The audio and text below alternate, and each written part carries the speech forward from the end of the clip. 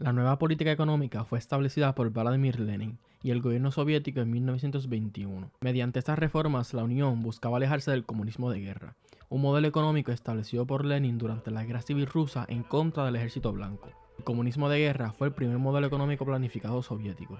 Este abolió todo tipo de comercio privado, nacionalizó todas las industrias mayores del país y en su mayor apogeo intentó reemplazar el sistema monetario por un modelo universal de raciones establecidas por el Estado. Esta nacionalización y planificación económica tenía una meta, la cual era suplir al ejército rojo con los recursos necesarios para defender el Estado bolchevique. Muchos han criticado a Lenin y al partido, ya que este trajo en efecto un desastre económico. Sin embargo, otros apoyan estas decisiones ya que objetivamente fue esta planificación económica la que salvó la revolución y llevó al ejército rojo a la victoria. Debemos recordar que el ejército rojo no solo se estaba enfrentando a un ejército blanco con generales y oficiales imperiales del régimen zarista, pero también una coalición de aliados de la Primera Guerra Mundial, los cuales estaban ayudando con dinero y armamento a la oposición. Desde el punto de vista soviético, este era un mal necesario. Sin embargo, no debemos de ninguna manera pasar por desapercibido los problemas que trajo el comunismo de guerra. Por ejemplo, debido a la poca cantidad de alimentos en la ciudad, millones de trabajadores se sintieron forzados a regresar al campo para poder estar más cerca a la fuente de alimentos. Entre 1918 y 1920, los bolcheviques perdieron la mitad de toda su población en las ciudades.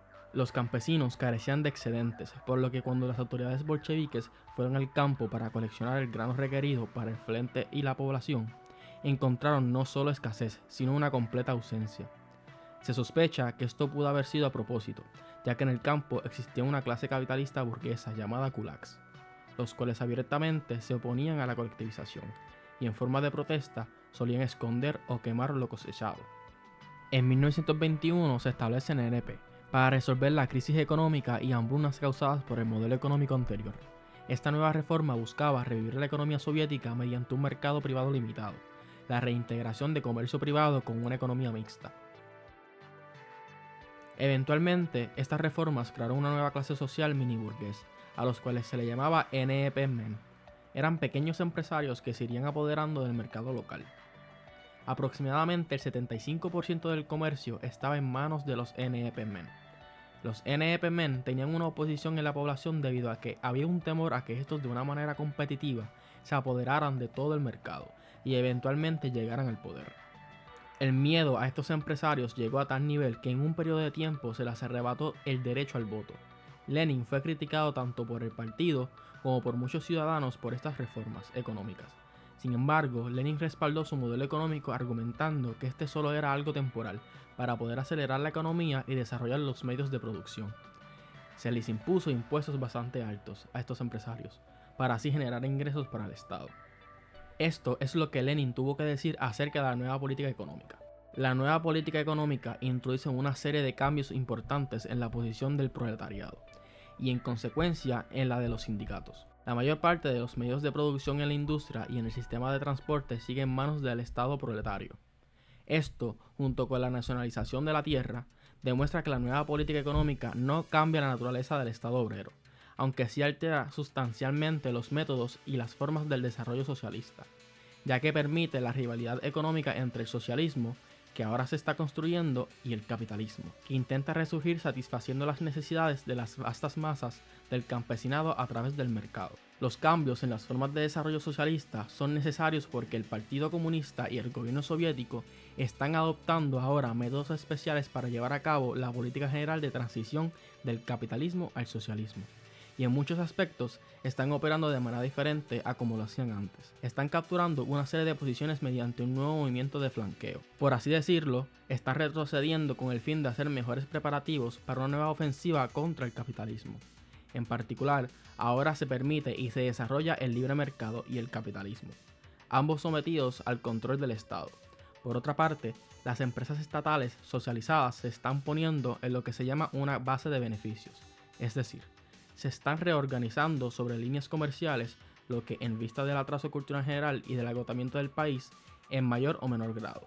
Inevitablemente dará lugar a la impresión entre las masas de que existe un antagonismo de interés entre la dirección de las diferentes empresas y los trabajadores empleados en ellas. El Estado proletario puede, sin cambiar su propia naturaleza, permitir la libertad de comercio y el desarrollo del capitalismo solo dentro de ciertos límites, y solo a condición de que el Estado regule el comercio privado y el capitalismo privado. El éxito de esta regulación dependerá no solo de las autoridades estatales, sino también, y en mayor medida, del grado de madurez del proletariado y de las masas trabajadoras en general, de su nivel cultural, etc. Pero incluso si esta regulación tiene un éxito completo, el antagonismo de intereses de clase entre el trabajo y el capital permanecerá sin duda.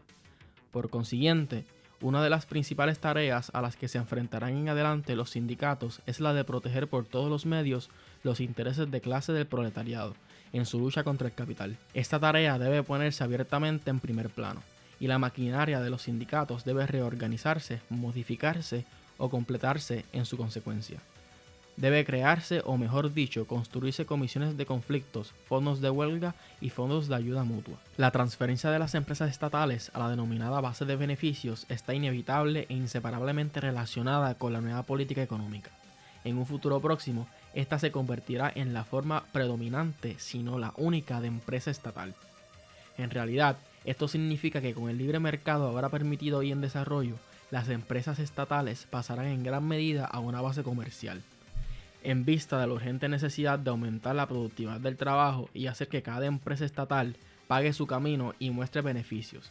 Y en esta vista del inevitable aumento de los estrechos intereses departamentales y el excesivo celo departamental, esta circunstancia está destinada a crear un cierto conflicto de intereses en cuestiones relativas a las condiciones laborales entre las masas de trabajadores y los directores y gerentes de las empresas estatales, o los departamentos gubernamentales a cargo de ellas. Por lo tanto, en lo que respecta a las empresas socializadas, es indudable que los sindicatos tienen el deber de proteger los intereses de los trabajadores, facilitar en la medida de lo posible la mejora de su nivel de vida y corregir constantemente los errores y excesos de las organizaciones empresariales derivados de las distorsiones burocráticas del aparato estatal.